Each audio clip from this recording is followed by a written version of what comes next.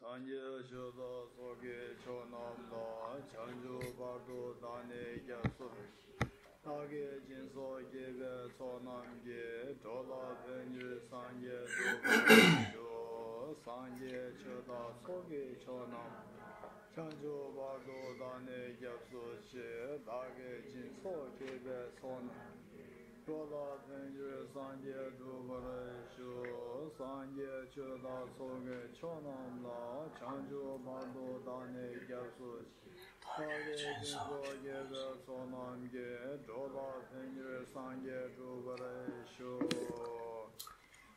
On le voudra, le Dharma, la suprême assemblée jusqu'à l'éveil, je prends refuge par les accumulations issues de ma pratique de la générosité, etc. Puisse-je accomplir l'état de Bouddha pour le bien de tous les êtres. Alors le Bouddha, le Dharma, la suprême assemblée jusqu'à l'éveil, je prends refuge par les accumulations issues de ma pratique de la générosité, etc. Puisse-je accomplir l'état de Bouddha pour le bien de tous les êtres. Alors le Bouddha, le Dharma et la suprême assemblée jusqu'à l'éveil, je prends refuge par les accumulations issues de la pratique de la générosité, etc. Puisse-je accomplir l'état de Bouddha pour le bien de tous les êtres.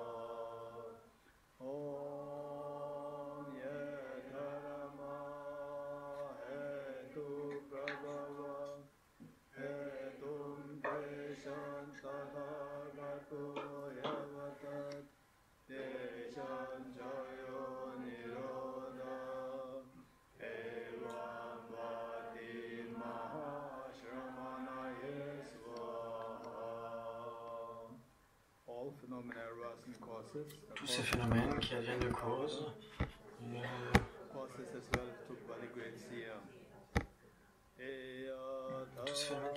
ces causes sont enseignées par le Tathagata, de même que leur cessation ainsi par le grand renonçant.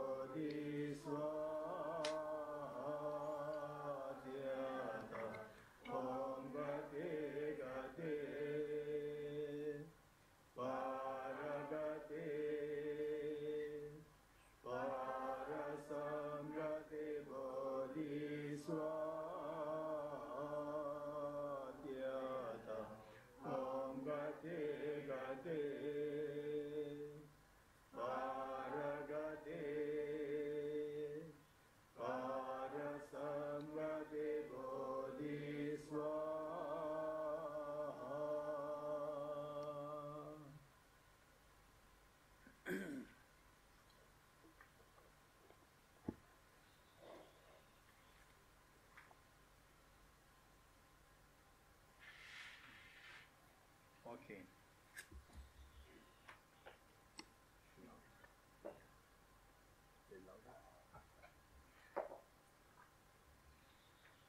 Alex, can you hear me? Very clearly. Alex peut m'entendre.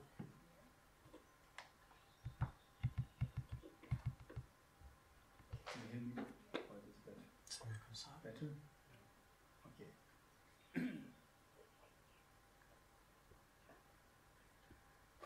Okay. So yesterday we were doing the Hier, essentials. nous avons vu les 4 essentiels. The first essential. Le premier. We did which essential? Quel essentiel avons-nous vu? First one. Le premier. First one we finished, not finished. On a terminé le premier ou pas? Okay, On l'avait terminé. what is the first essential? Ensuite, Essential of le premier, c'était identifying the object negation. et donc, So what we identified was the identifier l'objet de négation, c'est le premier. negation. Premier essentiel. Pertaining Une fois qu'on l'a fait, pertaining to par rapport à la vacuité, is object existence. c'est l'existence objective. Then we asked as to what exactly is Et donc, on s'est posé la question, object existence. qu'est-ce que veut dire l'existence objective? Right? We come to the conclusion. Donc, elle est venue vers la conclusion que Existence, which is l'existence objective, c'est quelque chose qui existerait indépendamment de l'esprit. independent of the mind, Indépendamment de l'esprit, which is not at all imputed, qui n'a pas besoin d'être imputé, at all be, say, brought into, qui which has nothing to do with the mind. qui n'aurait rien à voir avec l'esprit, en fait, qui existerait de manière indépendante, Object existence. qui existerait de son propre côté, du côté de l'objet, c'est l'existence objective. When we look at the other person, Et donc ensuite, quand on regarde une autre personne en face de soi, à côté de soi, see the person as on voit la personne comme existant de manière objective, de manière... that is seeing the person, other person as Et real, donc on essaye de voir believing that comment cette personne nous apparaît de manière objective et qu'on y croit, en fait, on croit à cette apparence. C'est ça la saisie de l'existence en soi. object, how to reject Et comment rejeter object existence. l'existence objective? Pour cela, The essential number. nous avons l'essentiel numéro 2, le numéro 3 et le numéro 4. Okay, so the essential number 2. Donc l'essentiel numéro 2, What is the essential number 2? c'est quoi le numéro 2?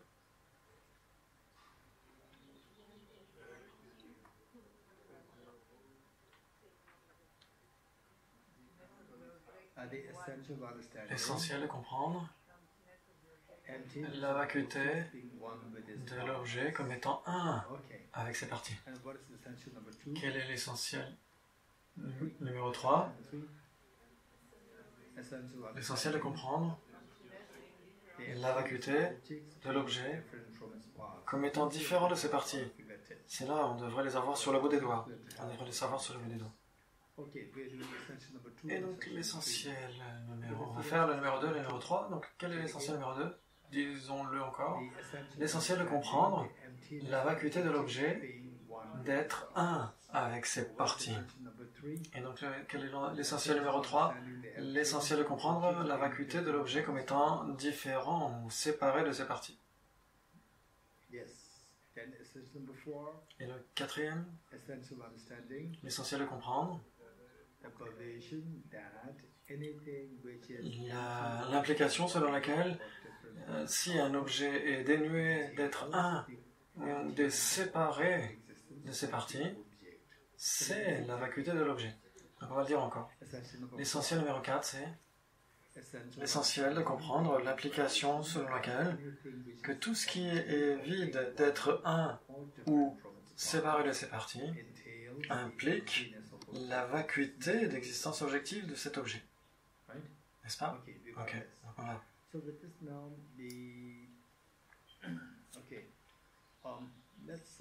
Disons,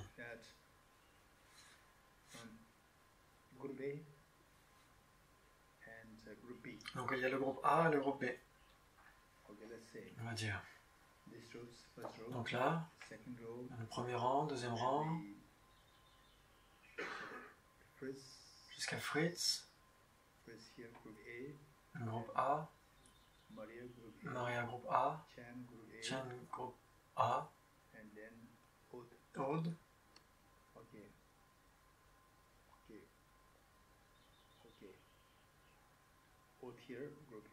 ici, l'Aude de gauche, groupe A, Alex, Vincent, le reste des autres personnes ici. Donc, c'est groupe A. Tout ça c'est groupe A. Groupe A. Est-ce que vous voyez cet objet? Est-ce que vous voyez cet objet? Groupe A.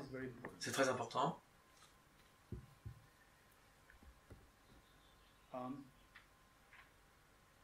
Groupe A, quand vous regardez cet objet, au travers de vos yeux, simplement au travers de vos yeux, à l'œil nu. Wood, Chen, Maria, groupe A. Donc le groupe A, et puis Alex, Vincent, et tout le reste ici, à partir de...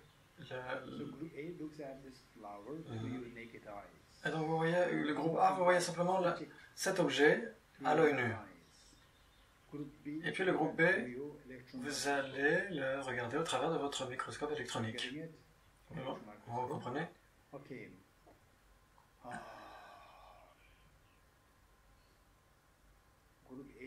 Le groupe A, dites-moi, qu'est-ce que c'est? Le groupe B, dites-moi, qu'est-ce que c'est? Des milliards d'atomes. Le groupe B, dites-moi, qu'est-ce que c'est? Des millions d'atomes. Et encore, dites-le, qu'est-ce que c'est? Des millions d'atomes, très bien. Maintenant, par rapport à la fleur, dites, est-ce que c'est une fleur ou pas une fleur? Groupe A, c'est une fleur. Groupe B, c'est quoi? Ce n'est pas une fleur, c'est la fleur est vide. Donc Alex et Vincent, vous allez voir avec votre microscope électronique. Donc la fleur est vide. La vacuité de la fleur, vous comprenez? Groupe B, qu'est-ce que vous voyez? La vacuité de la fleur. Vous voyez des millions d'atomes. Où est la fleur? Elle est vide. Elle n'est pas là. Groupe B, qu'est-ce que vous dites? Qu'est-ce que vous dites? Qu'est-ce que vous dites, groupe B?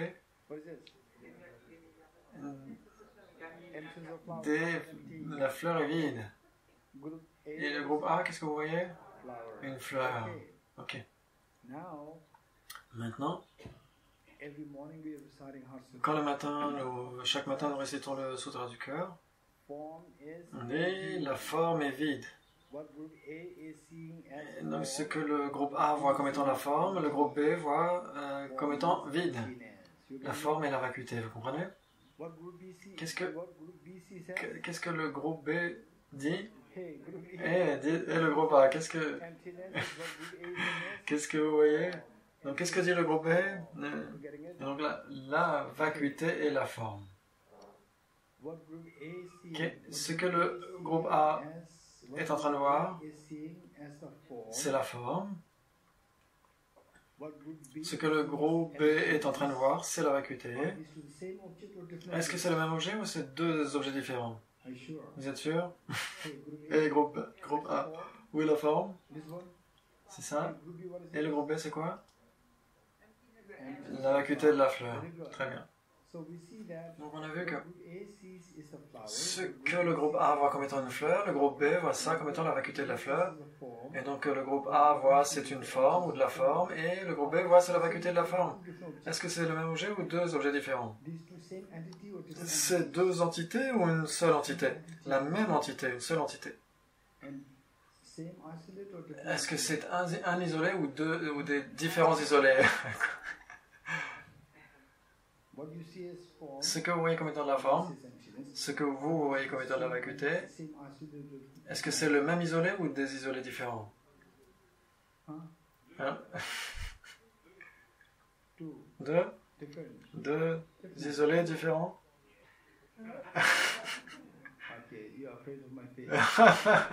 Vous avez peur de mon visage.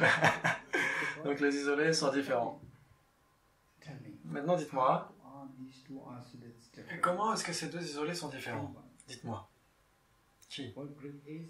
Donc ce que le groupe A voit c'est une fleur, le groupe B voit c'est la vacuité de la fleur. Donc comment est-ce qu'on explique que ce sont deux isolés différents? Qui veut répondre? Katia?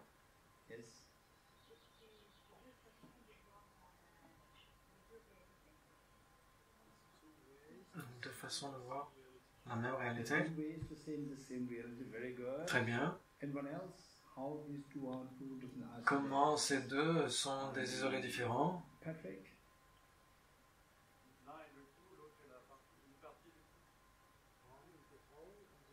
Ah, Patrick, donc.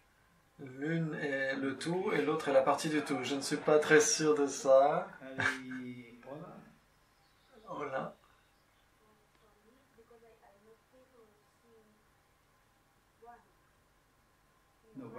Non. Ce que je suis en train de dire, c'est que quand on voit à l'œil nu, on voit que c'est une fleur, et quand on regarde au travers du microscope électronique, on voit que c'est vide de fleurs. Maintenant, dites-moi, est-ce que c'est le même isolé ou deux isolés différents? Comment est-ce qu'ils sont différents? Virginie?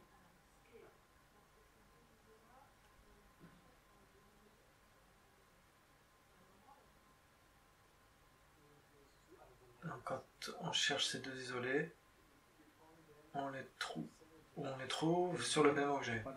Donc c'est vrai, mais comment ces deux choses, la fleur et la vacuité de la fleur, ces deux sont des isolés différents. Donc pour l'instant, je ne suis pas encore tout à fait satisfait. Nicolas? Quand je pense à la fleur, j'ai une image de la fleur, et quand je vois les atomes de la fleur, et donc c'est pourquoi les deux apparaissent différemment. Et donc vous ne pensez pas aux atomes de la fleur, mais à la vacuité de la fleur. Océane? Non. Nico,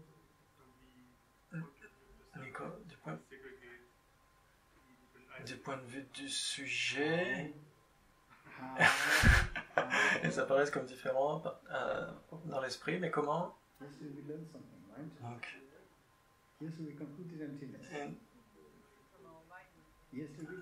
donc on apprend toujours quelque chose. Vous vous souvenez? Qui d'autre? Il y a deux choses importantes qu'on a apprises hier. Donc il y a deux vérités, conventionnelles ultimes. Donc c'est bon, mais ça viendra plus tard. Qui d'autre? Martine. Donc la vision change. Oui. Aude. Donc, il y a un phénomène positif, un phénomène négatif. Très bien.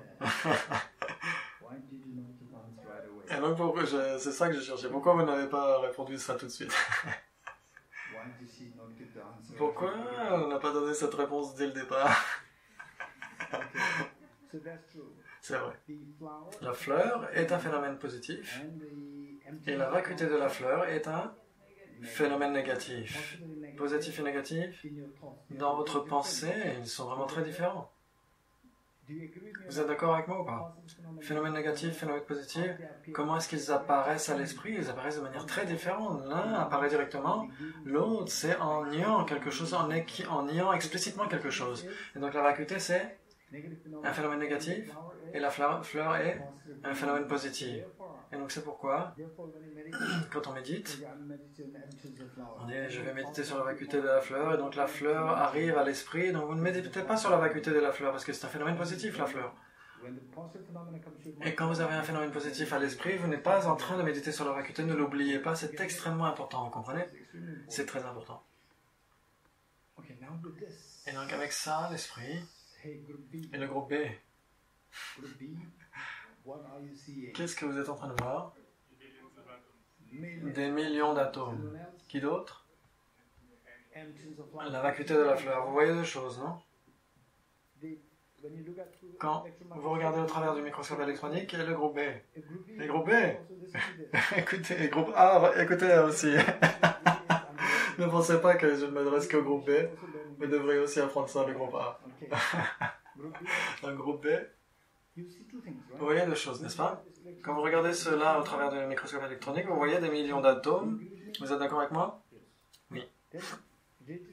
Et puis, et donc, quand vous cherchez à voir la fleur disparaît. Vous avez des millions d'atomes et la fleur est vide, la fleur a disparu.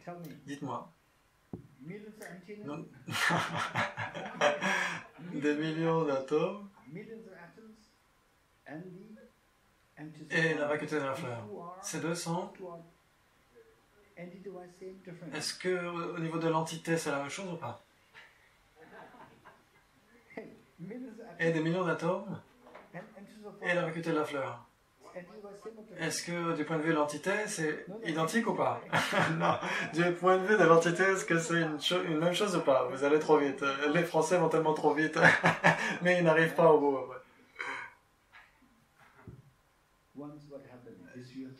Et donc ça, il faut l'apprendre. Ah, une fois, il y avait au Tibet quelqu'un qui venait de très loin, d'un endroit isolé, et il voulait aller à Lhasa, la capitale du Tibet. Qui d'entre vous a été à Lhasa? Qui connaît? La capitale, Lhasa, c'est la capitale du Tibet, n'est-ce pas? Et donc, il y en a qui viennent du désert, d'un endroit isolé pour aller à Lhasa, et puis ils n'avaient pas de voiture à l'époque. Et certains ils vont en marchant, d'autres ils vont à cheval, y aller à cheval. Et donc il y avait un voyageur qui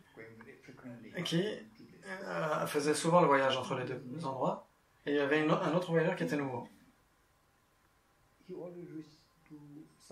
Et donc il avait déjà réussi à parcourir une bonne partie du voyage. Il lui restait une journée de voyage.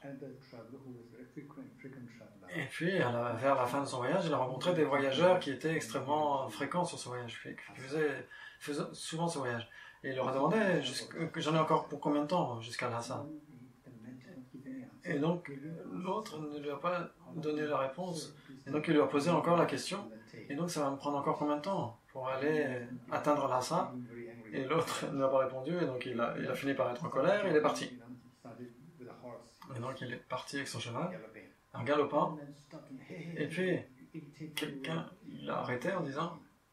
Il lui a demandé, le voyageur fréquent, habitué, il lui a demandé, et donc, d'où viens-tu? Je viens de tel ou tel endroit. Ah, mais tu es arrivé tellement rapidement de cet endroit, c'est tellement loin. Et maintenant, cet endroit, ça aurait dû prendre deux jours, et tu as mis seulement un jour pour venir. Et donc si tu vas à cette vitesse, tu n'arriveras jamais à Lhasa. Vous comprenez? Parce qu'il va trop vite en fait. Il va tellement vite qu'il n'a même pas le temps de s'arrêter à Lhasa. Et donc au lieu de prendre 2 jours pour faire son voyage, il a mis une journée seulement. Et donc s'il va à cette vitesse, il n'arrivera jamais à Lhasa, il ira trop loin. Vous comprenez? Et donc il a dit pourquoi? Parce que ton cheval va mourir sur la route. Ton cheval va être tellement fatigué qu'il mourra en cours de route. Vous comprenez? Et donc les Français ils vont tellement vite. Quand je pose une question et je vous demande par rapport aux entités.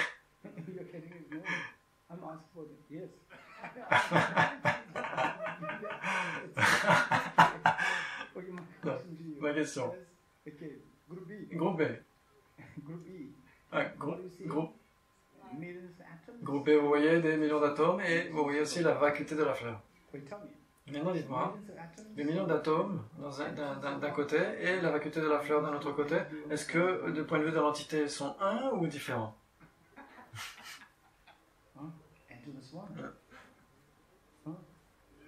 Ils sont une entité?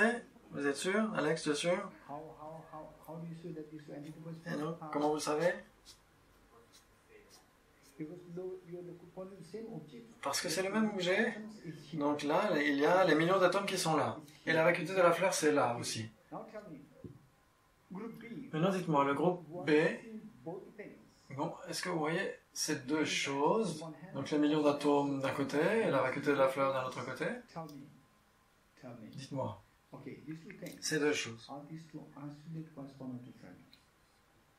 Est-ce que, du point de vue de l'entité, est-ce que du point de vue des isolés, c'est un ou différent? Et comment est-ce que ce sont deux isolés différents? Qui veut lever sa main? Comment ces deux sont deux isolés différents? Les millions d'atomes et la vacuité de la fleur?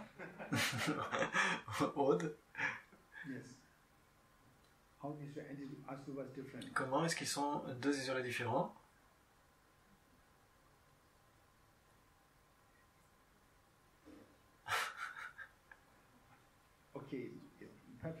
Patrick? Donc la question c'est comment les millions d'atomes de la fleur et la vacuité de la fleur sont des isolés différents?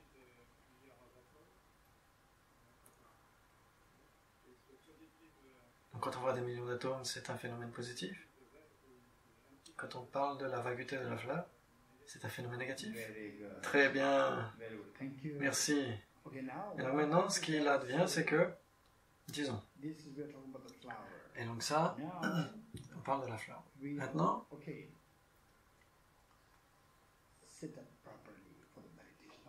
on va essayer de méditer sur la vacuité, essayer de vous asseoir correctement.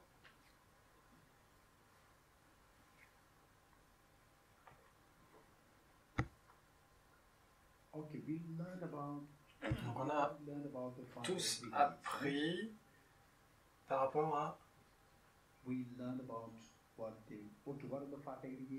par rapport aux 5 agrégats, pardon.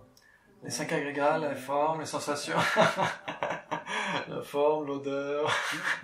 Non, c'est pas ça? Forme, odeur...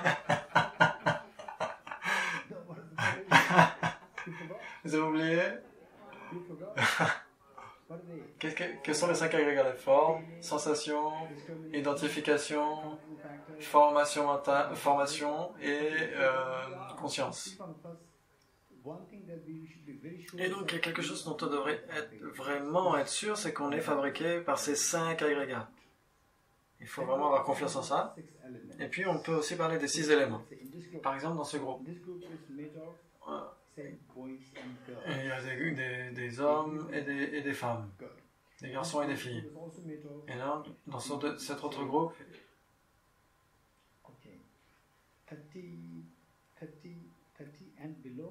il y en a qui ont moins de 30 ans et il y en a qui ont 30 ans et plus. Qui a 30 ans et moins? Une seule personne.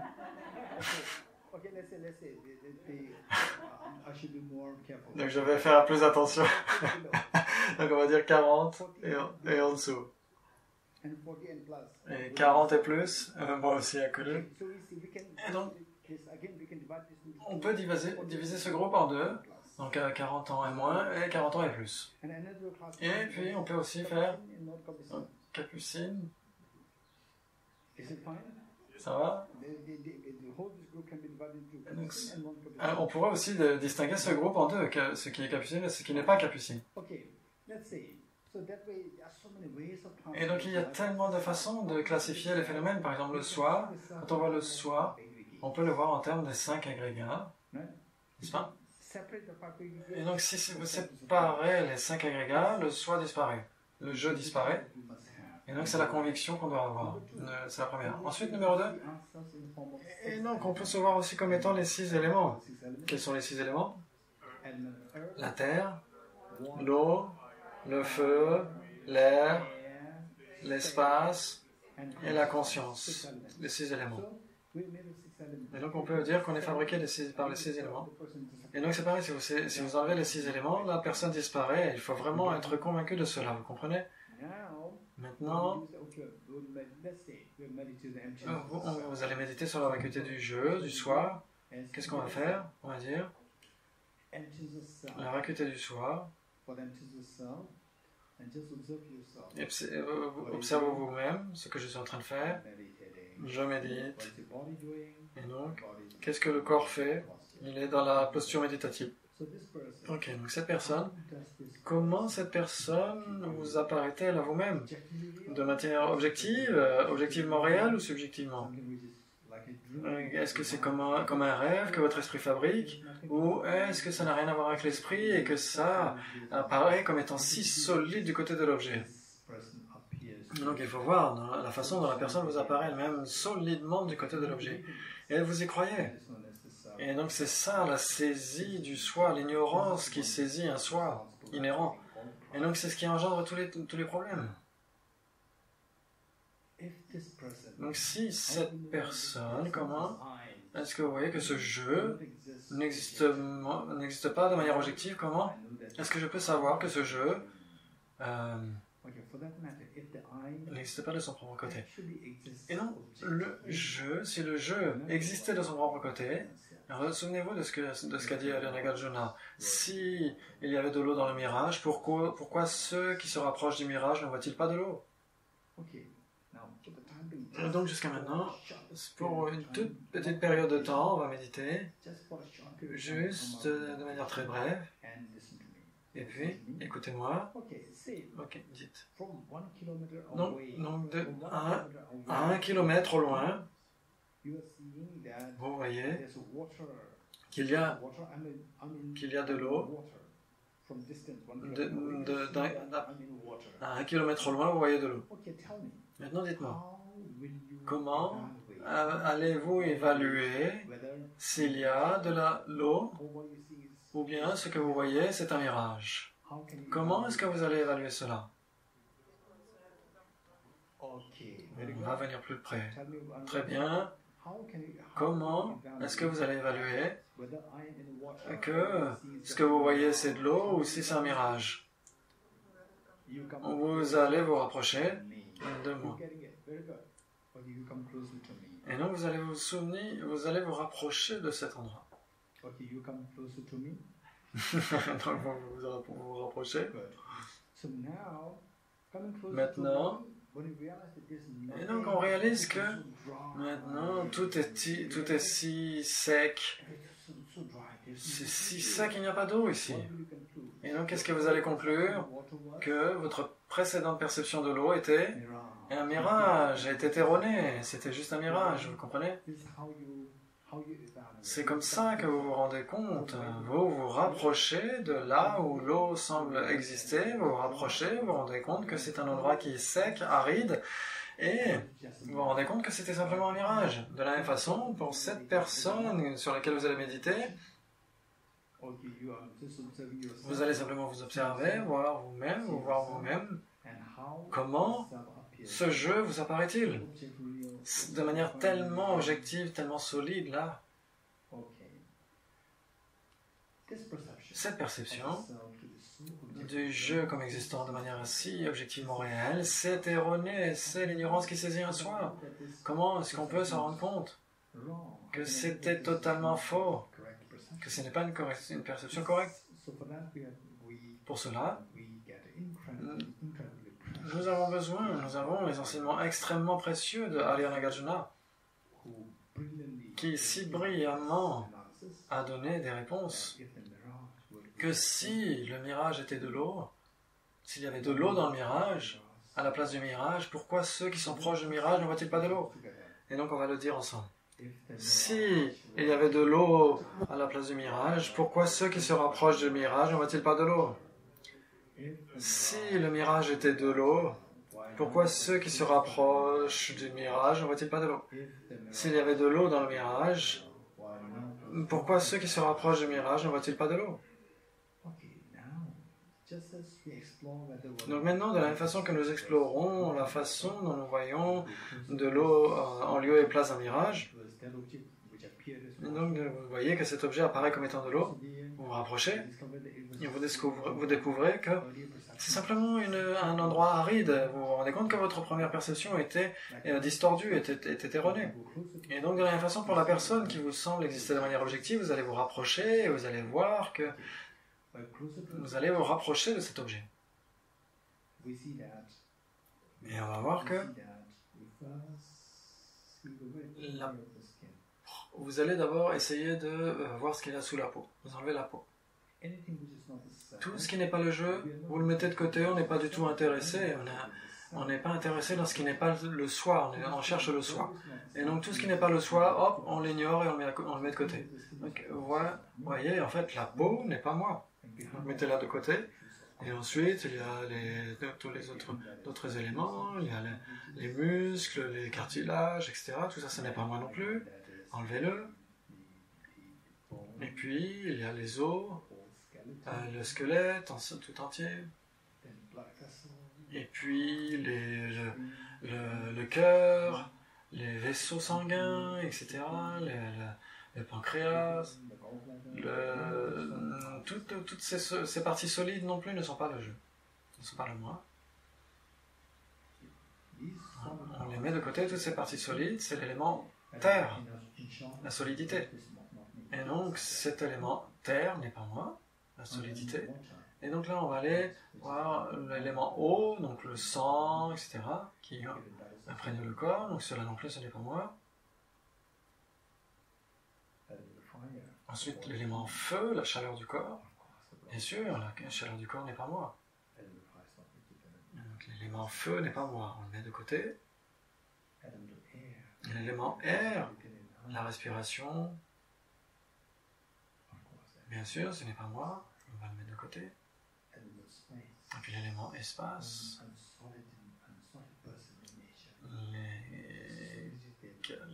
les cavités, pardon. L'espace, c'est juste du vide, c'est juste des cavités, etc. Et donc ce n'est pas moi non plus. Et donc, qu'est-ce qu'il y a maintenant? Il y a la conscience. Et donc la conscience non plus n'est pas moi. Je suis un homme, je suis une femme, etc. Mais la conscience n'a pas de genre. Le genre est établi en dépendance du corps. Et donc personne ne peut voir mon esprit, mais ils peuvent me voir. C'est pourquoi cet esprit n'est pas moi. Et donc qu'est-ce qu'il y a maintenant? Il n'y a plus rien qui reste. Restez dans cette expérience de la vacuité.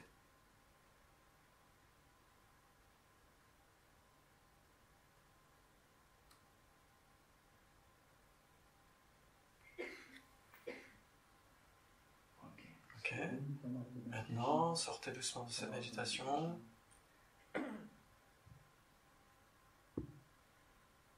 Ok.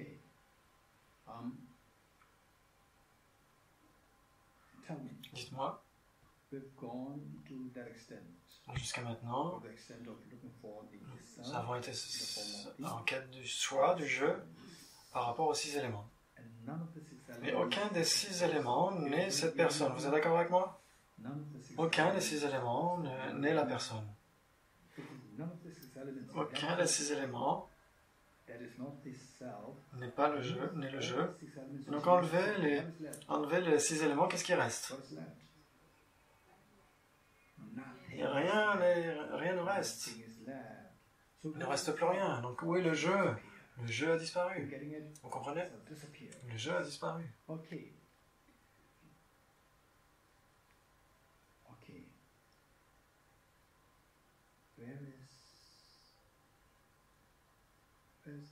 Où est Alex?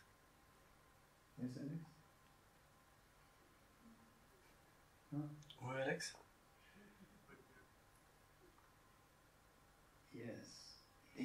Là. Et donc, Alex, lève tes mains. Vous avez trouvé Alex? Oui. Après avoir vu Alex, et donc je vais encore demander où est Alex? Vous avez vu Alex? Maintenant dites-moi, c'est très important. Avant que je voie Alex, je cherche où est Alex. Cette analyse, cette investigation, c'est quelque chose qui est permis dans le monde conventionnel. Vous comprenez? Et si après avoir vu Alex, je demande toujours où est Alex de manière sérieuse, après l'avoir vu, je suis toujours en train de me demander où est Alex. Est-ce que c'est quelque chose que le monde conventionnel considère comme une bonne question? Non. Vous comprenez?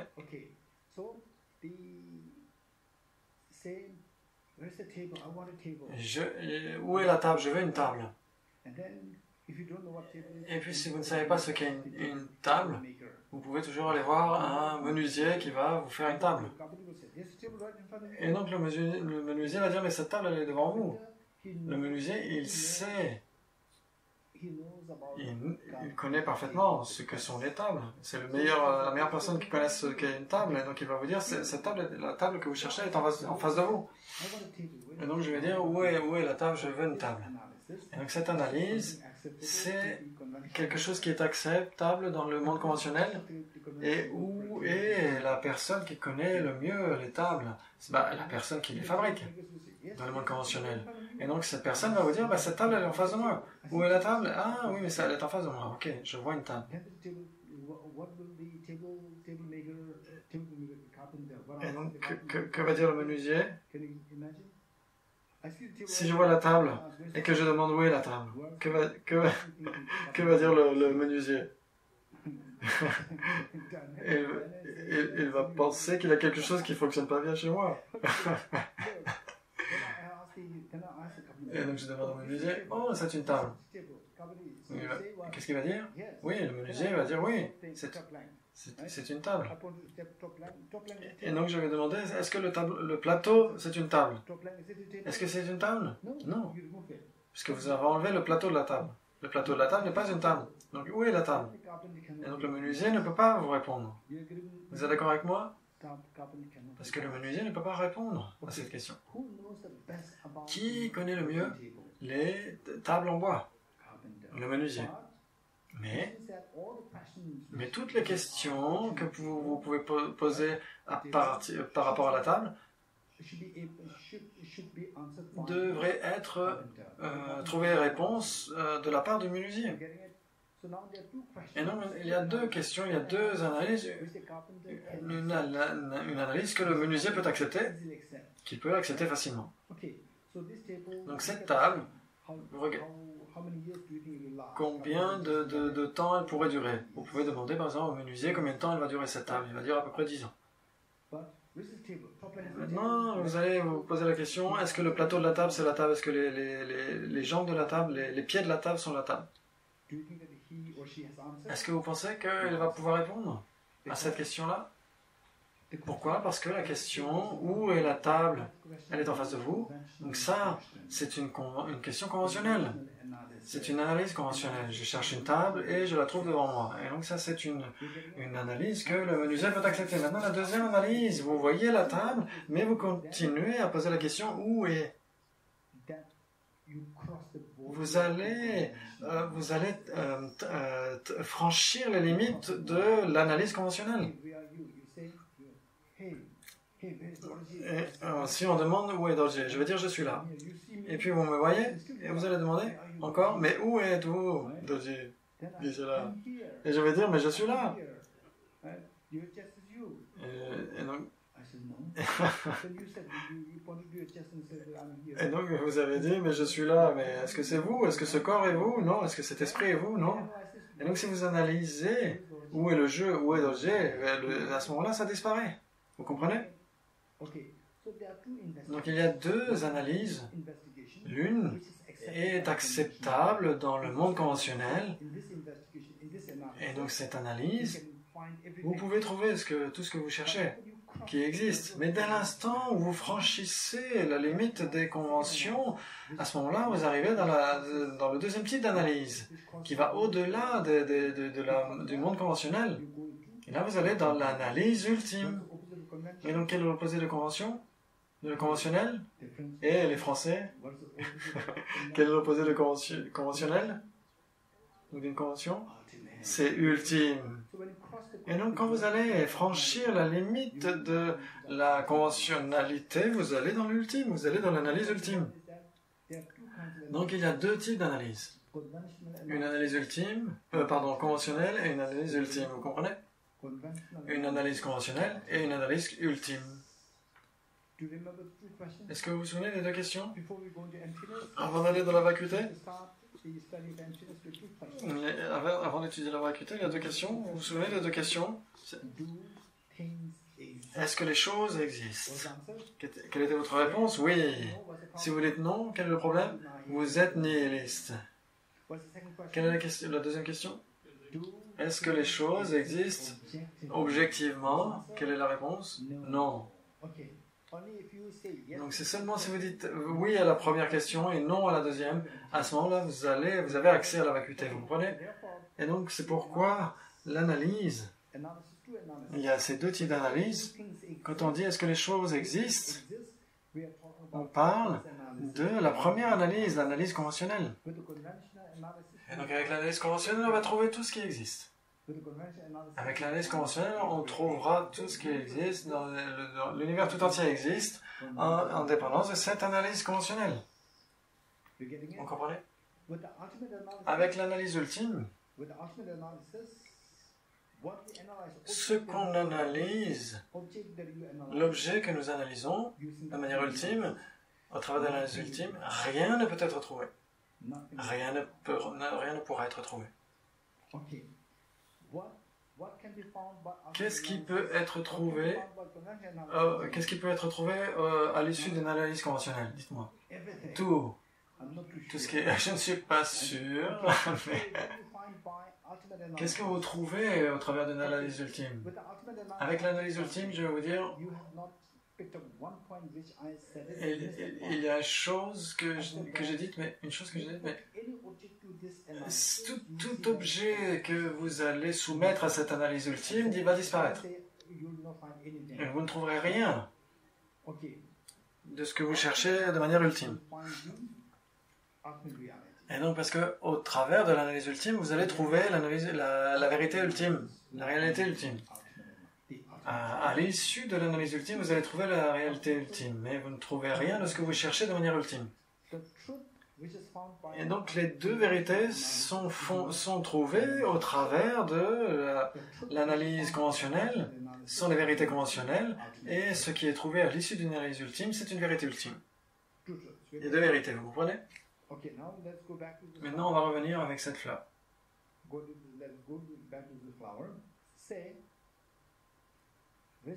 Où est la fleur? Elle est en face de vous. Où est la fleur? Elle est en face de vous. Est-ce que c'est une analyse ultime ou c'est une analyse conventionnelle? Une analyse conventionnelle. Après avoir vu la fleur et que vous vous demandez où est la fleur vraiment, est-ce que la tige est la fleur? Est-ce que les pétales sont la fleur? Est-ce que les étamines sont la fleur, etc. Et donc, la fleur disparaît. Et cette analyse, est-ce que c'est une analyse conventionnelle? Non. Qu'est-ce que c'est? C'est une analyse ultime. Vous comprenez? Très bien. Maintenant, dites-moi, le groupe A. Groupe A, qu'est-ce que vous voyez? Une fleur. Donc l'analyse, c'est l'analyse conventionnelle ou l'analyse ultime que vous faites? C'est l'analyse conventionnelle. Groupe B, qu'est-ce que c'est? La vacuité de la fleur. Les millions d'atomes, la vacuité de la fleur a disparu. Et donc par rapport à la fleur a disparu. Groupe B. Donc le groupe B, l'analyse du groupe B, qui voit que la fleur a disparu, son analyse, c'est l'analyse ultime. Donc le groupe B, votre analyse, c'est quoi? Quel type d'analyse vous faites? Groupe A, c'est analyse conventionnelle et vous trouvez une vérité conventionnelle. Et le groupe B, vous faites une analyse ultime, qu'est-ce que vous trouvez? La vérité ultime. Maintenant, dites-moi, est-ce que la fleur, c'est une vérité ou deux vérités? Tout ce qui existe a deux vérités. Ne l'oubliez pas. Tout ce qui existe a deux vérités. Cette fleur aussi a deux vérités. Et donc, quelles sont les deux vérités de la fleur? La vérité conventionnelle et la vérité ultime. Donc, quelle est la vérité conventionnelle de la fleur? Le groupe A. Le groupe A, vous êtes dans l'analyse conventionnelle. Si je vous demande, si je veux savoir ce qu'est une vérité conventionnelle, je vais demander au groupe A. Et si je veux savoir ce qu'est une vérité ultime, je vais demander au groupe B. Quelle est la vérité conventionnelle de la fleur? Qu'est-ce que vous voyez? Groupe A, la fleur. Donc la fleur, c'est la vérité conventionnelle. Maintenant, groupe B, vous allez trouver la vérité ultime au travers de l'analyse ultime. Qu'est-ce que vous avez trouvé? La vacuité de la fleur. La vacuité de la fleur, il s'est trouvé à l'issue de l'analyse ultime. Ce qui est trouvé à l'issue de l'analyse ultime, c'est la vérité ultime. Et donc il y a un seul objet, la fleur. La fleur, c'est la vérité conventionnelle. La vérité ultime de la fleur, c'est quoi? Le groupe B. Et groupe B, qu'est-ce que vous voyez? La vacuité de la fleur. La vacuité de la fleur, c'est la vérité ultime de la fleur. Vous comprenez? Les deux vérités maintenant.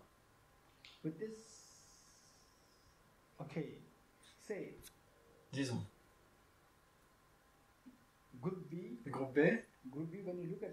Quand vous regardez cette fleur, précédemment, on disait que vous pouviez l'avoir de deux façons. Donc, l'une c'est voir des millions d'atomes. Et puis l'autre c'est la vacuité de la fleur. Vous comprenez? Et groupe B. Vous voyez ce même objet, et vous voyez soit des millions d'atomes, soit la vacuité de la fleur. Vous comprenez? Maintenant, et donc, dans les deux cas, est-ce que vous voyez? Dans les deux cas, qu'advient-il à la fleur? La fleur a disparu, la fleur est vide. Et donc le groupe A, écoutez aussi ça. Donc la fleur est disparue, la fleur est vide. Et donc certaines personnes pensent qu'elles méditent sur la vacuité de la fleur. Et donc, ils voient des cellules, des molécules, des atomes. Et ils restent là-dessus. Ils voient juste des millions d'atomes, la fleur a disparu, il y a des atomes qui sont là. Et ils restent simplement sur les atomes. Ils pensent qu'ils méditent sur la vacuité, de cette façon, sur la vacuité de la fleur. La fleur a disparu, donc les atomes sont là. Et donc ils pensent qu'ils sont en train simplement de méditer sur les atomes. Méditer sur les atomes. Est-ce que c'est une méditation sur la vacuité de la fleur? Et groupe B. Non? C'est ce que vous êtes en train de voir, vous voyez des millions d'atomes. Ce n'est pas la méditation sur la vacuité de la fleur? Et pourquoi pas?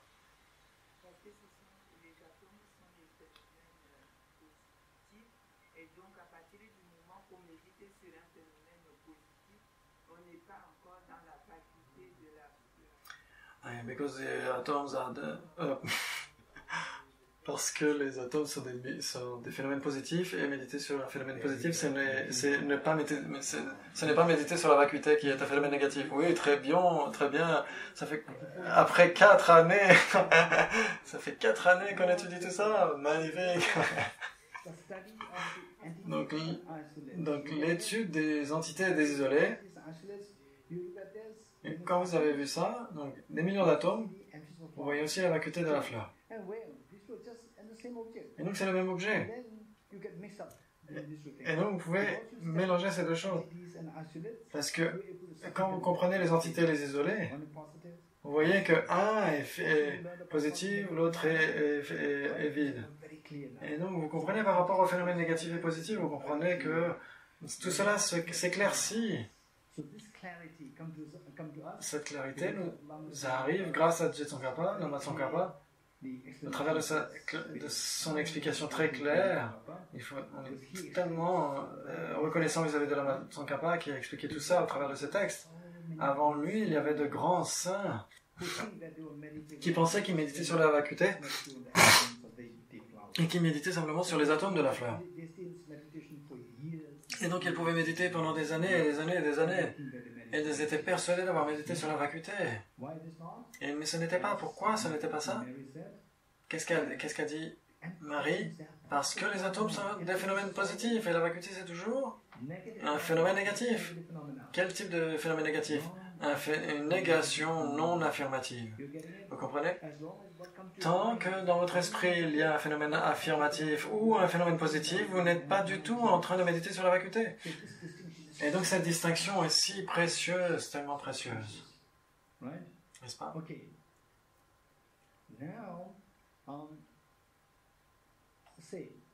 Groupe B. Quand vous voyez cette fleur, si vous voyez des millions d'atomes, cette analyse, c'est une analyse conventionnelle ou une analyse ultime? L'esprit qui voit, donc avec le microscope électronique, imaginaire, vous voyez des millions d'atomes. C'est une analyse conventionnelle ou ultime? C'est une analyse conventionnelle, très bien. Et quand vous voyez la vacuité de la fleur, est-ce que c'est une analyse conventionnelle ou une analyse ultime? Une analyse ultime. Et donc c'est de la même façon avec le microscope, ça dépend. Votre esprit peut être soit dans l'analyse ultime, soit dans l'analyse conventionnelle. Et donc quand vous voyez des atomes, c'est toujours une analyse conventionnelle. Quand vous regardez l'aspect, la vacuité de la fleur, vous voyez, là, vous êtes dans une analyse ultime, vous comprenez? Très bien.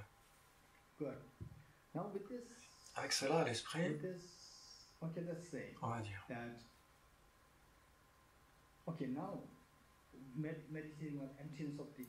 Donc, méditer sur le soi, la personne. Qu'est-ce qu'on a trouvé? C'était quoi? Est-ce qu'on a trouvé les 6 éléments? Et on a trouvé les 6 éléments, n'est-ce pas? On a trouvé les 6 éléments. Les 6 éléments sont les parties de la personne ou le tout de la personne, les parties. Donc c'est quoi le tout? La personne. Vous avez trouvé des parties. Des parties sont le tout? Les parties, les 6 éléments. Est-ce que ce sont la personne? Non. Donc le tout n'est pas un avec ses parties? Donc le tout n'est pas un avec ses parties. Vous comprenez? Le tout n'est pas un avec ses parties. Et donc, si les parties ne sont pas le tout, donc vous allez observer. Et donc, ça veut dire que le tout est différent des parties. Et donc, vous enlevez les parties, ça voudrait dire que le tout devrait être séparé de ces parties. Et donc, vous enlevez les parties, qu'est-ce qu'il arrive au tout? Et il n'y a plus rien qui reste là. Et donc, le tout n'est pas un avec ses parties, n'est pas séparé de ses parties. Vous enlevez les parties. Le jeu n'est pas séparé des parties. Il n'est pas un avec ses parties, il n'est pas séparé de ses parties. Où est le tout maintenant? Le tout a disparu? Vous comprenez?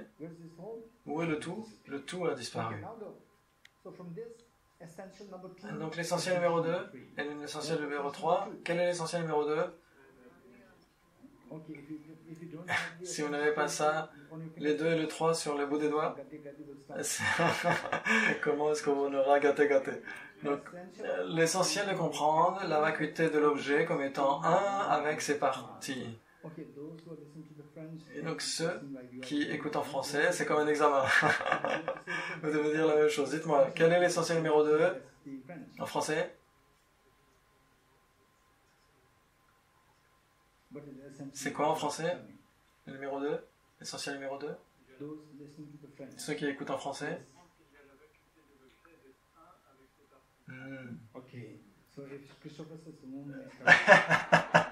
Comme Christophe a fait ça veut dire que c'est correct. Et donc ceux qui écoutent en français, c'est quoi l'essentiel numéro 3?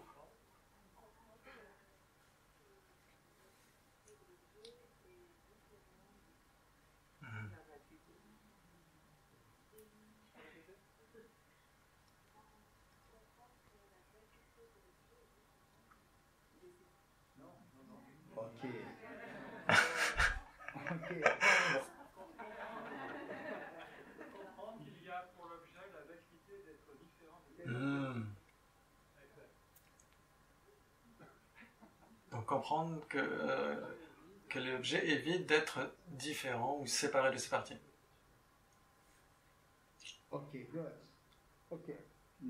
Très bien. Donc maintenant, disons, l'essentiel numéro 2, c'est quoi? C'est l'essentiel de comprendre la vacuité de l'objet comme étant un avec ses parties. C'est-à-dire que le tout, l'objet, le soi, etc., n'est pas un avec ses parties. Le soi n'est pas un avec ses parties. Qu'est-ce qu'on entend par le soi comme étant un avec ses parties? C'est que les parties ne sont pas le jeu. Si vous comprenez que les parties ne sont pas le jeu, vous avez compris l'essentiel numéro 2. C'est-à-dire que le jeu...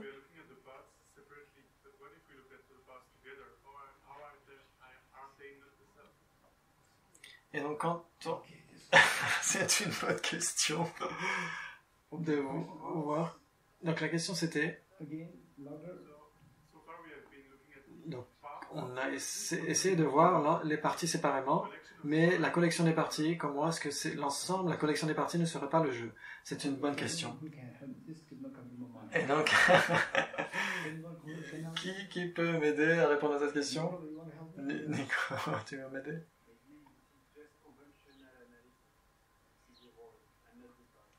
Peut-être que c'est une analyse conventionnelle de voir le tout mais pas les parties. Donc Nico a posé la question, les parties individuellement, séparément, on sait qu'elles ne sont pas le jeu ou le soi. Mais les parties ensemble, tout ensemble, pourquoi ne serait pas le jeu ou le soi? C'est sa question.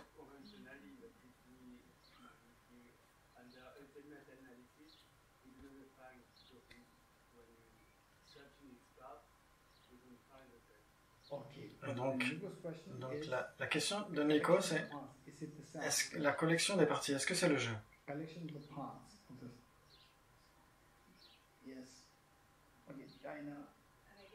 Diana?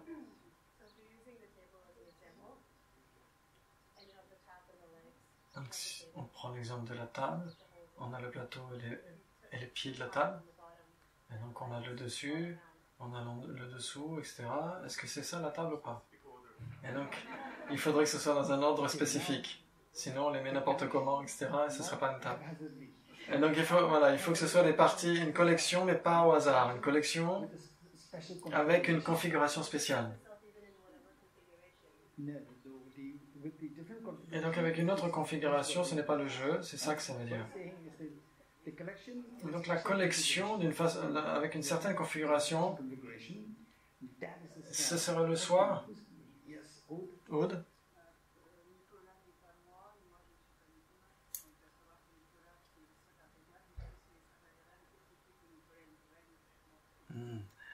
Ça va. Donc Nicolas n'est pas moi, je ne suis pas Nicolas, et donc les 5 agrégats, Nicolas il a ses 5 agrégats, j'ai mes 5 agrégats, donc qu'est-ce qui fait que lui est lui et moi je suis moi?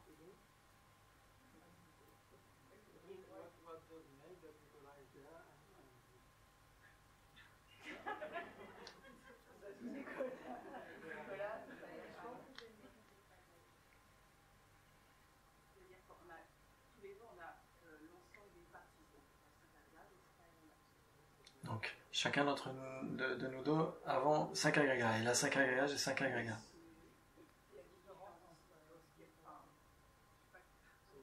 Et donc, qu'est-ce qui fait que ce sont deux personnes différentes? Est-ce qu'il y a 5 agrégats de chaque côté? C'est aussi une question intéressante. Vous avez suivi ce qu'a dit Aude? Donc, Aude... Pas la haute de gauche, la haute de droite.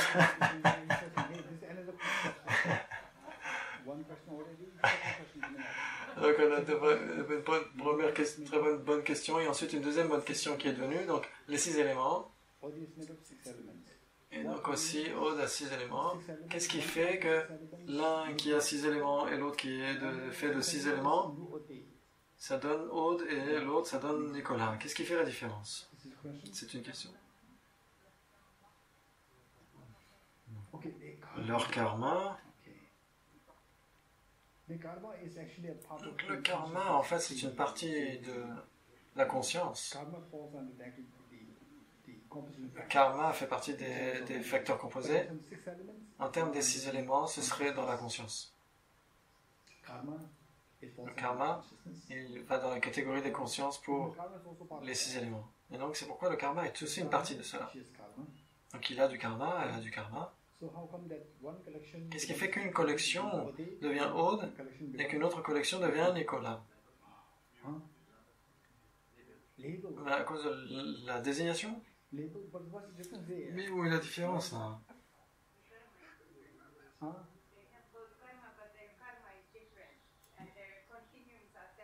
Donc, chacun d'entre eux a du karma, mais ils ont des karmas différents, et ce sont 2 continuums différents. Donc Aude a posé une question très difficile, très intéressante.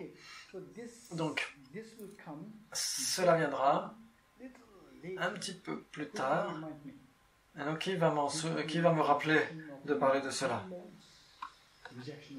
Donc, c'est les 7 modes. C'est la réfutation aux 7 modes évoquée par Acharya Chandrakirti qui va me rappeler d'en parler. Ok, très bien. Fritz me le rappellera. Donc cette question a été traitée par Acharya Chandrakirti dans le Madhyamakavatara, entrée au milieu. Et donc jusqu'à maintenant, n'oubliez pas cette question, elle est très bonne. Et donc, pourquoi la collection dans une certaine configuration n'est pas le soi? Oui. Sur la base de cela, la question de Aude, si c'est juste une collection, qu'est-ce qui fait qu'il y a différentes personnes, différents soi? Et donc c'est pourquoi les tables, le même plateau, 4 pieds, un plateau, 4 pieds, etc. Et donc pourtant ça fait deux tables différentes.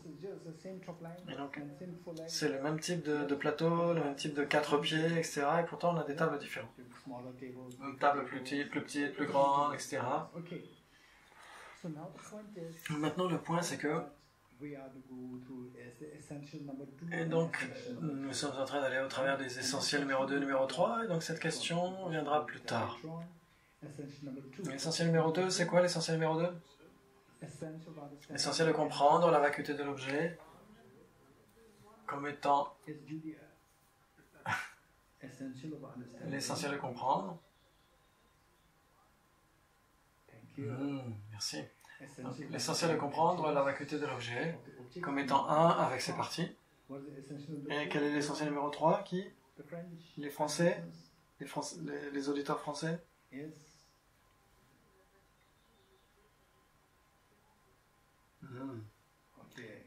Donc la vacuité. Christophe a dit oui, il est très content. Il est très content, ça veut dire que Virginie a une bonne réponse. Et donc les deux essentiels, et donc on va les poser d'une forme très technique. Et donc l'essentiel de comprendre que la vacuité de l'objet comme étant un avec ses parties, l'essentiel de comprendre la vacuité de l'objet comme étant séparé de ses parties. Et donc par rapport en dehors des termes, c'est plutôt facile. Et donc n'oubliez pas ces deux essentiels. L'essentiel numéro 2, vous scannez vous-même et vous voyez les 6 éléments. Et vous voyez que ce que je suis en train de voir, ce sont les 6 éléments. Et donc vous allez au travers de l'analyse ultime. Vous allez effectuer l'analyse ultime et vous voyez les parties.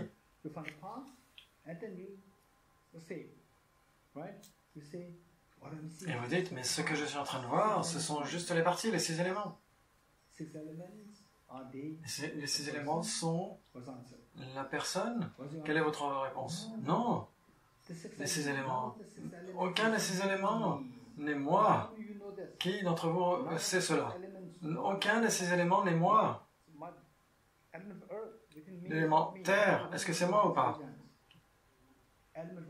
Est-ce que l'élément terre, la solidité, ce n'est pas moi? Ça veut dire les parties solides. Les os, les cartilages, le cœur, les intestins, etc. Aucun de cela n'est moi. Donc pour le cœur, dans le cœur, si le cœur était moi, et donc on transplante un cœur par exemple. Quelqu'un a un problème cardiaque et on va transplanter le cœur. Alors ça veut dire que vous êtes transplanté vous aussi? Non, non, le cœur n'est pas moi. Et c'est pareil avec le foie. Le foie peut être transplanté. Pareil avec les reins, etc. Et puis, il y a d'autres organes. Beaucoup d'entre eux peuvent être enlevés, ôtés et transplantés. Donc, si vous comprenez, si vous savez qu'aucun de ces éléments n'est la personne, qui le comprend? Levez vos mains. Aucun de ces éléments n'est moi. Si vous savez ça, vous comprenez l'essentiel numéro 2. Et donc, moi c'est le tout, les 6 éléments sont les parties, et donc le tout, la personne n'est pas les parties. Et donc le tout n'est pas un avec les parties. Si les parties ne sont pas le soi ou le je, les 6 éléments ne sont pas la personne, enlevez les 6 éléments. Et donc en effectuant l'analyse ultime par rapport à la personne, enlevez les 6 éléments. Disons, s'il y a un rat ou une souris, si la souris se cache sous ce tissu, est-ce que la souris et le tissu sont une même entité ou deux entités différentes? La souris et le tissu, c'est une seule chose ou pas? La souris se cache sous le tissu. Est-ce que ce sont deux entités ou une entité? Hein? Deux entités, très bien. Et donc, ils sont deux entités différentes. Et donc, puisque c'est deux entités différentes, vous enlevez le tissu, vous voyez la souris. La souris est là, assise comme ça. Et donc vous enlevez les 6 éléments. Et donc de la même façon, la personne est là, assise là, comme ça. Est-ce que si vous enlevez les 6 éléments, le soi disparaît. Et donc le soi n'est pas d'entité différente des 6 éléments. La souris est différente du tissu. Qui d'entre vous comprenez que la souris est différente du tissu? Vous enlevez le tissu, vous voyez la souris. Donc c'est pourquoi, si le jeu était d'une entité différente des éléments, vous enleveriez les 6 éléments et vous pourriez voir le soi ici, assis comme ça, comme la souris. Et donc enlever les 6 éléments, qu'est-ce qu'il advient au soi? Qu'est-ce qu'il arrive au soi? Le soi disparaît. Qu'est-ce que ça veut dire? Que le soi n'est pas d'entité séparée ou différente des parties. Qui d'entre vous le comprend? Donc vous enlevez les 6 éléments. Il n'y a pas de jeu qui reste là, qui reste. Qui d'entre vous le comprend? Levez vos mains, si vous comprenez cela, vous comprenez le troisième essentiel, que le soi évite d'être différent ou séparé des parties. Et donc là, vous êtes venu très proche de l'objet. Vous voyez les 6 éléments, n'est-ce pas? Et les 6 éléments, maintenant vous enlevez les 6 éléments. Et donc où est le soi maintenant? Dites-moi maintenant, avec cette analyse ultime. Pas l'analyse conventionnelle. Avec l'analyse ultime, les 6 éléments ne sont pas le soi, vous enlevez les 6 éléments. Il n'y a pas de soi qui puisse être trouvé différemment de ces éléments. Et donc ça veut dire qu'il est vide. On ne peut pas le trouver, il est vide. Parce qu'il n'est pas un, il n'est pas séparé, et donc il est vide. Il est vide d'existence objective. Vide d'existence objective. Si vous comprenez cela, vous avez compris l'essentiel numéro 4. L'implication selon Hegel, tout ce qui est vide d'être un ou séparé de ses parties, et implique la vacuité d'existence objective de cet objet. Et donc ça veut dire que le jeu n'existe pas de manière objective. Le soi n'existe pas de manière objective. Vous avez compris le 4e essentiel. Vous comprenez? Quelle est la conclusion?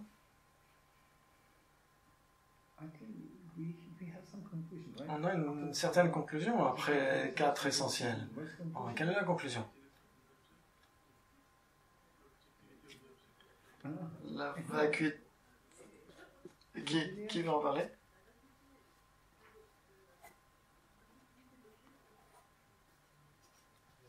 Donc la vacuité de l'objectivité de l'objet et l'objectivité de l'objet. Très bien. Qui parmi les auditeurs anglais, c'est quoi la conclusion? Voilà.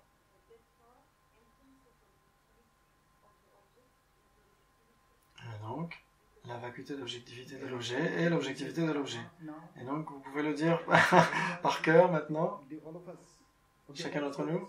Et donc, on va le dire ensemble par cœur. En français et les anglais ensemble.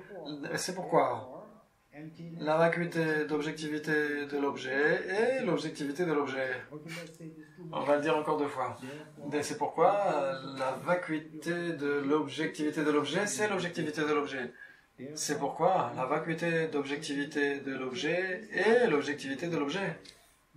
C'est pourquoi la vacuité d'objectivité de l'objet, c'est ça l'objectivité de l'objet. Très bien. Maintenant.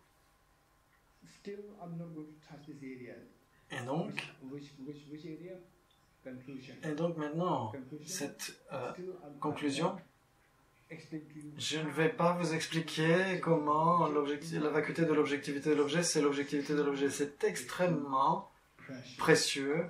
C'est un concept extrêmement précieux, vous comprenez?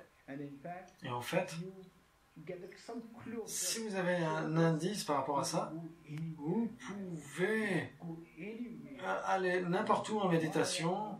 Vous pouvez... Cette vie seule, cette existence à elle seule, et donc c'est juste cette ligne vous permet de méditer au cours de toute votre existence. Même au sein des bouddhistes, pas seulement les bouddhistes, mais les érudits bouddhistes qui étudient véritablement ça, combien d'entre eux ont vraiment compris la vacuité de l'objectivité de l'objet, et c'est l'objectivité de l'objet? Très peu, tellement peu. Si vous avez vraiment trouvé quelqu'un qui a compris cela, vous pouvez aller à Ganden, Sera, Drebon, et dans ces grands monastères, sinon c'est très rare. C'est très rare que quelqu'un puisse comprendre cela. Vous comprenez? Et donc c'est pourquoi c'est extrêmement précieux, c'est un concept extrêmement précieux. Si vous comprenez cela, vous êtes en train de pointer du doigt la vacuité. Et donc c'est sur cette base que de grands saints, comme Tilopa, Naropa, Saraha, le maître de Nagarjuna,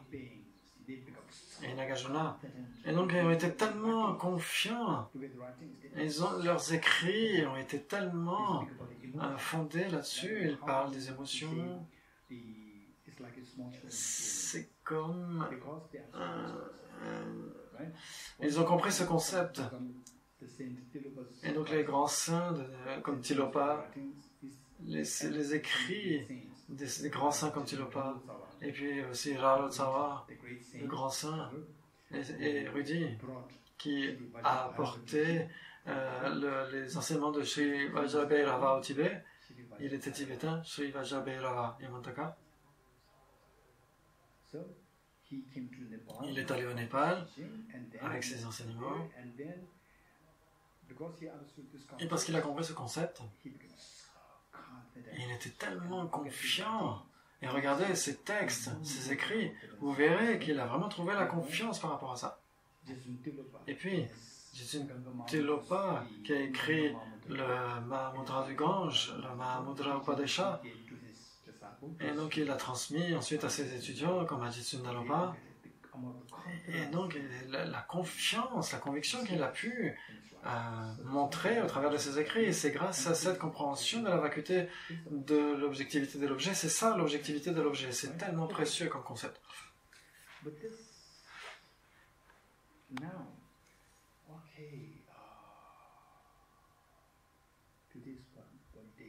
Donc, quel jour sommes-nous ici? Quelle est la date? Nous sommes là. Certains disent 3, 4, 6, 7, 8. C'est que quelqu'un devrait dire le premier, on est le premier.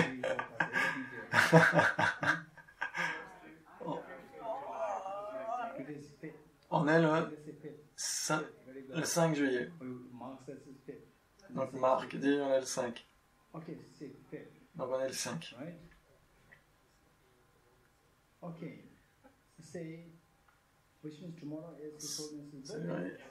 Demain, c'est l'anniversaire de sa santé. Donc demain, on fêtera l'anniversaire de sa santé. On offrira une offrande de sorte. Et sa santé sera très heureuse. Si on a une image de Bouddha, imaginons, on aurait une image magnifique, immense du Bouddha au centre Kalachakra. Et donc je demande à Nico de faire une grande image pour demain. Et donc imaginons que malheureusement l'image qu'il a c'est juste une toute petite image qui est 1 cm sur 1 cm. Donc il doit la développer en 2 mètres sur 2 mètres par exemple, imaginons. Ou plus encore.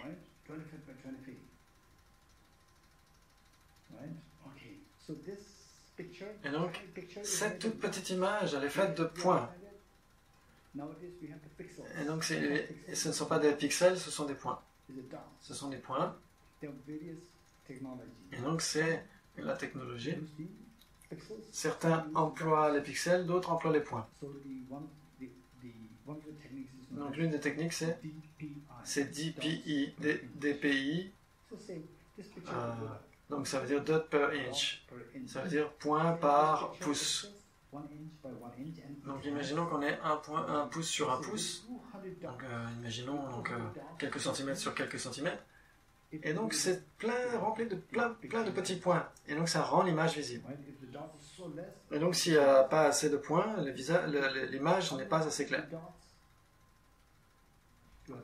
Et donc on a, imaginons, 200 points. Et donc s'il y a plus de points, c'est la résolution qui est meilleure. L'image est plus...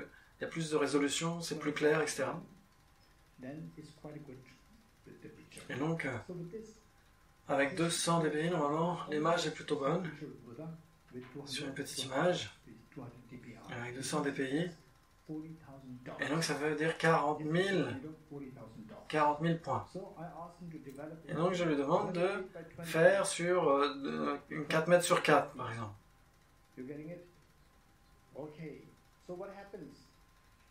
Donc, qu'est-ce qui va advenir? C'est que plus l'image est développée et plus large, ce qu'il advient, c'est que l'espace entre les points, qu'est-ce qui arrive? C'est que il s'élargit. L'espace entre les points s'élargit. Et donc, les points sont de plus en plus visibles. Vous êtes d'accord avec moi? Et donc, si cette toute petite image est vraiment développée en une immense image du Bouddha, eh bien les points deviennent visibles. Vous êtes d'accord avec moi? 40 000 points deviennent visibles. Et donc, maintenant, imaginons que le groupe A, vous êtes déjà là, et le groupe B, vous êtes allé acheter le tsok, les ingrédients pour le tsok, pour le rituel, etc., au marché, à 10 km, de Saint-Côme, à Saint-Côme, etc. Et puis le groupe A, vous êtes en train de préparer cette grande image du Bouddha. Et maintenant, le groupe A, donc Nico est en train de préparer ça. Et donc le groupe A est en train de préparer quelque chose d'autre. Et donc ce qui arrive, c'est que le groupe B, qui arrive de l'extérieur, qui a été à Saint-Côme, et qui voit cette image immense du Bouddha,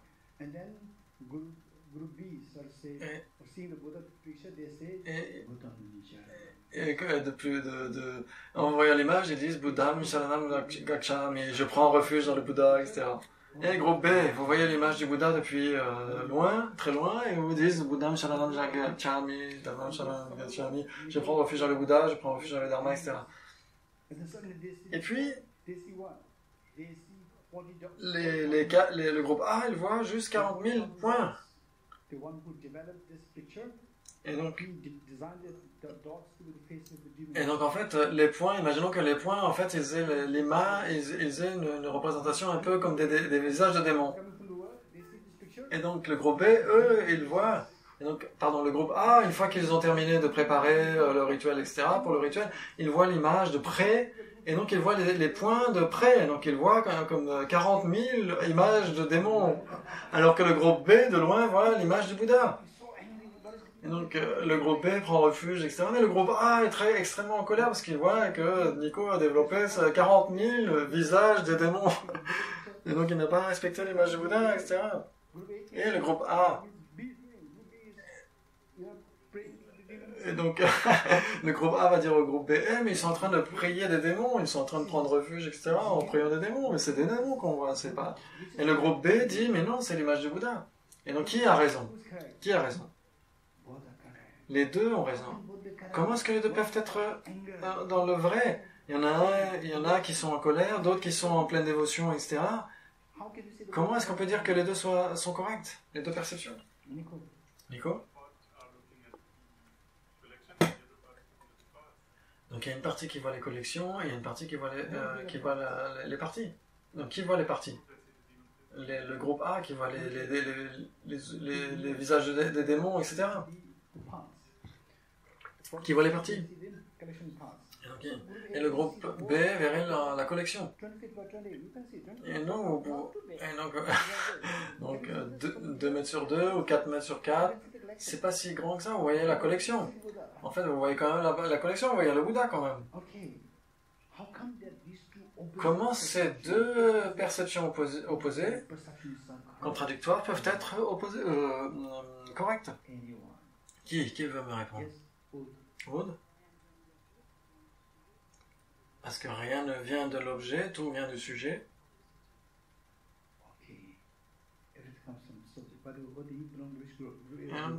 Tu appartiens à quel groupe? Groupe A, groupe B? Tu es dans le groupe B.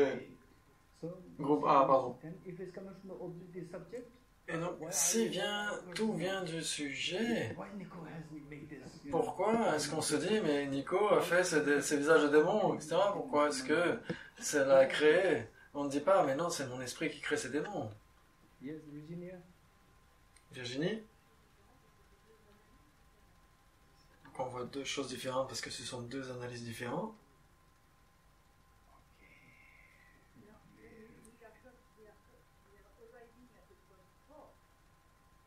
Donc on arrive. Non, on a terminé le point fort, le point 4, pardon. Et donc les 4 points. Martine? Donc on regarde différentes échelles. Et donc qu'est-ce qu'il y a vraiment là? Il y a l'image du Bouddha ou il y a l'image des démons? Les deux sont là. Du côté de l'objet. Et même du côté de l'objet, les deux sont là. Donc ce que dit Martine, c'est que du côté de l'objet, les deux sont là, les deux images sont là. Et donc, si c'était du côté de l'objet, pourquoi on ne percevrait pas le Bouddha? Et quand on est extrêmement près, les deux images sont là, les 40 000 visages de démons et la représentation du Bouddha. Et donc on l'a dit avec le mirage. On a dit s'il y avait de l'eau dans le mirage, pourquoi ceux qui sont proches du mirage ne voient-ils pas de l'eau? Donc si l'image du Bouddha est sur l'écran, pourquoi on ne verra pas cette image du Bouddha plus on se rapproche de l'écran? S'il y avait de l'eau dans le mirage, pourquoi ceux qui se rapprochent du mirage ne voient-ils pas de l'eau? Et donc ça veut dire, est-ce qu'on voit de l'eau du mirage? Comment est-ce qu'on évalue cela en se rapprochant? Donc vous voyez que l'image du Bouddha est sur l'écran. Vous devez vous rapprocher de l'écran. Et quand vous vous rapprochez de l'écran, vous voyez des images de démons et l'image du Bouddha disparaît. Maintenant dites-moi, quand on est plus proche de l'objet, de cet écran, de cette image, où est l'image du Bouddha? L'image du Bouddha disparaît. Et donc, qu'est-ce qui reste maintenant? Les 40 000 visages de démons. Et donc, qui va dire que les 40 000 images de démons sont l'image du Bouddha? Ça veut dire que le Bouddha, n'est pas un avec ses parties. Et maintenant, les 40 000 visages de démons, donc l'image du Bouddha est extrêmement calme, paisible, alors que les visages de démons sont extrêmement agressifs, violents, etc. Comment? Et donc maintenant, on enlève ça. Ce n'est pas le Bouddha non plus. Et donc, qu'est-ce qui reste? Et ça veut dire que l'image du Bouddha n'est pas différente des parties. Les visages de démons ne sont pas l'image du Bouddha. Qui d'entre vous avait compris cela? Les visages de démons ne sont pas la représentation du Bouddha. Et donc, ça, c'est quoi? C'est l'essentiel numéro 2. Le tout n'est pas un avec ses parties.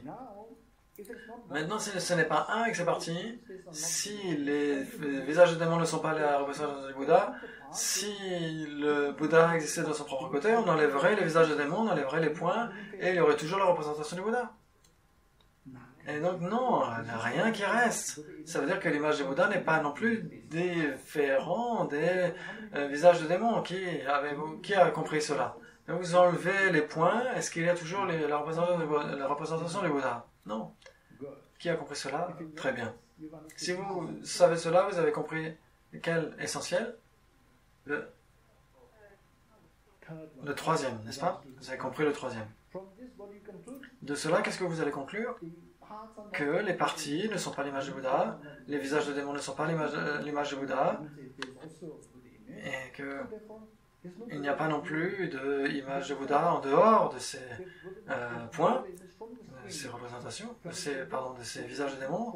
Et donc à ce moment-là, ça veut dire que vous avez compris le 4 à l'issue de tout ça. Vous avez compris que ce n'est ni un ni séparé, donc c'est vide d'existence objective.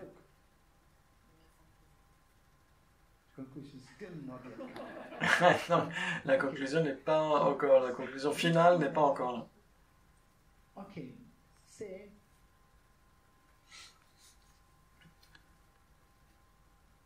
say, okay, you watch a movie, Vous regardez un film de serpent. Snake movie, and then Et là, you know that this is a movie. vous savez que c'est un film. Then you after the movie. Après le film, vous allez dehors. Actually, it's a road. Et en fait, il y a quelque chose qui est une corde. Et vous savez que c'est un endroit qui est fréquenté par les serpents. Vous savez qu'il y a beaucoup de serpents. Mais en vrai, vous voyez une corde. Vous regardez et vous dites, oh, il y a un serpent là. Et non, vous méprenez cette corde, vous la prenez pour un serpent. Et donc dans le deuxième cas, pourquoi certains vont-ils hurler ou crier en voyant le serpent à la place de la corde? Parce que j'ai vu un serpent. Pourquoi vous criez? Parce que j'ai vu un serpent. Maintenant, premier scénario, vous avez vu un film sur les serpents. Après, vous allez dehors, vous voyez un serpent là où c'est une corde. Et puis vous êtes apeuré. Numéro 3, je vais vous emmener au même endroit, je vais vous montrer que c'est une corde et que ce n'est pas un serpent. Vous réalisez que c'est une corde et pas un serpent. Donc il y a ces 3 scénarios. Maintenant, vous êtes dans le 3e scénario, vous comprenez que le deuxième n'était pas un serpent, mais une corde. Et maintenant, je vais vous poser la question, qu'est-ce que vous avez vu en premier lieu? Un film sur les serpents. Et donc, après, qu'est-ce que vous avez vu en deuxième lieu? Vous avez vu un serpent, vous avez cru voir un serpent, là où c'était une corde. Donc, dans le premier scénario, est-ce que vous avez eu peur? Non. C'était très réel, hein? C'est un film très... Mais après, le deuxième scénario, vous avez eu peur, n'est-ce pas? Parce que vous étiez persuadé d'avoir vu un serpent, alors que c'était une corde. Dites-moi, pourquoi? Donc les deux sont illusoires. Le film est illusoire, le serpent à la place de la corde est aussi illusoire, n'est-ce pas? Oui. Pourquoi vous avez crié dans le deuxième cas et vous n'avez pas crié dans le premier cas? Virginie? Parce que dans le premier, nous savions que c'était un film, alors que dans le deuxième, nous ne savions pas que c'était une erreur. Et donc parce que le film apparaissait comme il y avait des serpents qui paraissaient là, mais vous saviez que c'était pas réel, c'était un film. Alors que dans le deuxième, il paraissait être réel. Et donc aucun des deux n'est vrai. Quand vous croyez que c'est vrai, c'est là où la peur arrive. Dans le deuxième cas, où est le serpent? Il n'y a pas de serpent. Mais pourquoi vous avez crié? Parce qu'on pensait que c'était un serpent.